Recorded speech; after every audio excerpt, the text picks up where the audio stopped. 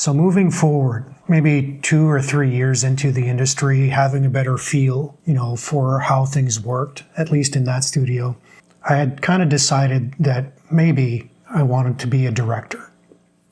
And I had a friend who had done some live action short films on the side because that was a good hobby for him. And I learned about these workshops and seminars that this small organization held every now and then. So wanting to be a director and knowing that there's overlap in concepts, and a lot of concepts actually, between live action and animation, I signed up for a 5-day course. I think it was. It might have been 3. I'm pretty sure it was 5 though. So I'll just say it was a 5-day thing. And that's where I learned about the cinematic language and editing concepts, crucial to visual storytelling. But I hadn't really learned those in college. In college, I learned animation, how to move a character, but nothing about the structure of a story or, what happens when you lay 2 different shots, when you cut them together back to back. How does that affect the perception of the audience? It really opened my eyes to what visual storytelling was really about. But the thing that stuck with me most was the instructor I had, who was a director himself, said something that's important, or he felt was important for a director to do, was to have a little bit of experience in every department. Now, the idea isn't to be a master of all these departments. The idea was to know a little bit, enough, so that you could communicate to the different departments what you were going for. A director's main purpose, according to him, was to have a vision and then to be able to communicate that vision to everyone they work with. And so I had decided that if I want to be a director, maybe I should work in some of the other departments as well.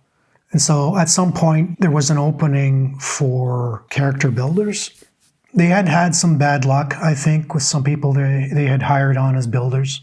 And so the build supervisor for this particular production had decided to have a bit of a boot camp to try and pick the best people to join the department.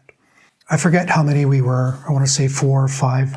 We had our assignments. We had to basically stay after hours to work to basically prove, what we could do.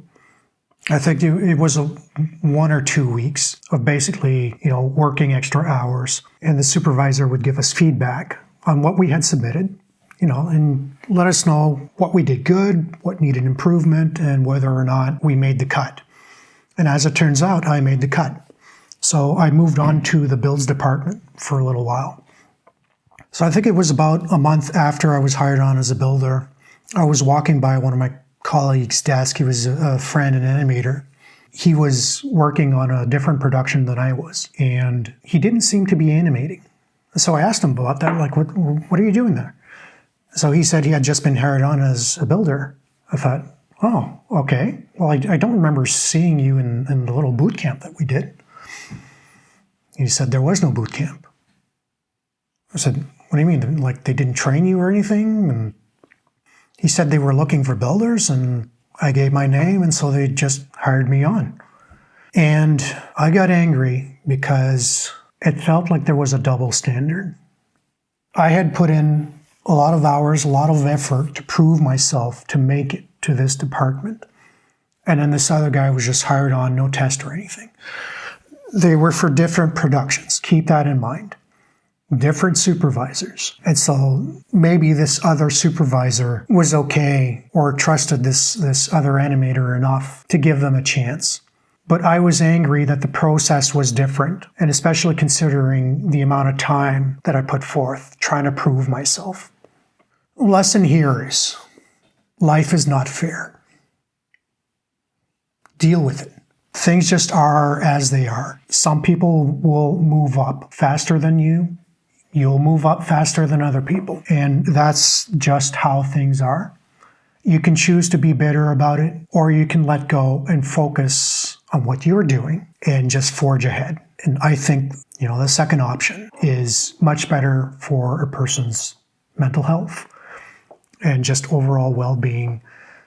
It's not very productive to hold grudges or to hang on to negativity and think about how unfair the world is.